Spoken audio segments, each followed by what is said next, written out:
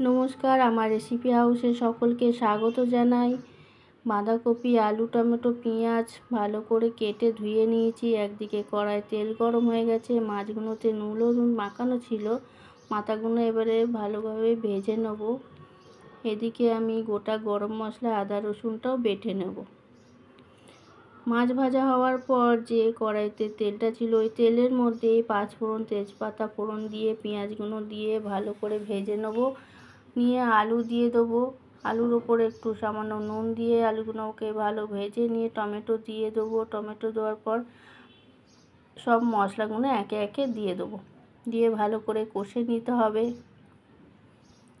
কষার পর মাথাগুলো দিয়ে আরেকবার ভালো করে কষে বাঁধাকপিগুলো এবার সব দিয়ে অল্প উপর দিয়ে নুন দিয়ে ভালো করে নেড়ে ঢাকা দিতে হবে কিছুক্ষণের জন্য। কিছুক্ষণ পরে ঢাকা খুলে দেখা যাবে বাঁধাকপি থেকে অনেক জল ছেড়েছে। আবার ঢাকা দিলাম কিছুক্ষণের জন্য। দেখা যাবে মোটামুটি আমাদের বাঁধাকপি রেডি হয়ে গেছে। এবার খুন্তি দিয়ে মাথাগুলো ভেঙে দিলাম, ওপর দিয়ে একটু চিনি দিয়ে দিয়েছি। বাটা গরম মশলাটা দিয়ে ভালো করে নাড়াচাড়া দিলেই আমাদের আজকে বাঁধাকপি দিয়ে মাছের মাথা রেডি।